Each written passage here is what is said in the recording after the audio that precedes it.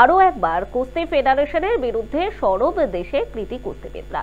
সদ্য ভারতীয় কুস্তি ফেডারেশনের সভাপতি নির্বাচিত হয়েছেন ব্রিজভূষণ ঘনিষ্ঠ সঞ্জয় সিং, আর তারপরে ফের একবার প্রতিবাদে সোচ্চার হলেন ভারতীয় কুস্তিবিদরা। সাংবাদিক সম্মেলন করে চোখের জলে কুস্তি ছেড়ে দেওয়ার সিদ্ধান্ত নেন সাক্ষী মালিক। এবার নিজের পদ্মশ্রী ফেরালেন আরেক বিদ্রোহী কুস্তিবিদ বজরং পুনিয়া। সমাজ মাধ্যমে পুনিয়া জানিয়েছিলেন প্রধানমন্ত্রীর হাতে তিনি সেই পদক ফিরিয়ে দেবেন, আর সেই উদ্দেশ্যে তিনি রওনাও দিয়েছিলেন প্রধানমন্ত্রীর বাসভবনের উদ্দেশ্যে। যদিও মাঝপথে তাকে আটকায় পুলিশ। ব্যস্ত প্রধানমন্ত্রীর দেখা না পেয়ে সংসদের সামনেই রাস্তায় কর্তব্য পথে ফুটপাতের উপর নিজের পদক এবং স্মারকপত্র রেখে দেন বজরং, আর সেই পদক এবং স্মারকপত্র তুলে নেয় দিল্লি পুলিশ।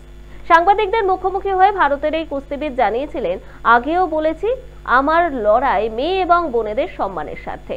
এখনো আমি ওদের ন্যায় বিচার দিতে পারিনি, তাই আমার মনে হয়েছে এই পদ্মশ্রীর সম্মানের যোগ্য আমি নই। এখানে এসেছিলাম নিজের পদক স্মারকটি ফিরিয়ে দিতে, তবে আগে থেকে কিছু না জানিয়ে আসার জন্য প্রধানমন্ত্রীর সাক্ষাৎ পাইনি। প্রধানমন্ত্রীর ব্যস্ত কর্মসূচি রয়েছে, তাই প্রধানমন্ত্রীকে লেখা চিঠির উপরেই পদকটি রেখে দিচ্ছে, আর এই পদক নিয়ে আমি আর বাড়ি যেতে চাই না। সমাজের বিভিন্ন ক্ষেত্রে অবদানের জন্য পদ্ম সম্মান দেওয়া হয়, আর এই সম্মান তুলে দেন স্বয়ং দেশের প্রথম নাগরিক। মেডেলের সঙ্গে একটি স্মারকপত্র দেওয়া হয়। এই সম্মানের কিছু নিয়ম রয়েছে।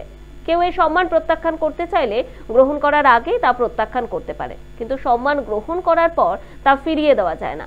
সেই পদক হারিয়ে গেলে বা কোথাও ফেলে দিলেও তার নাম রয়ে যায় পদ্ম সম্মান প্রাপকদের তালিকায়।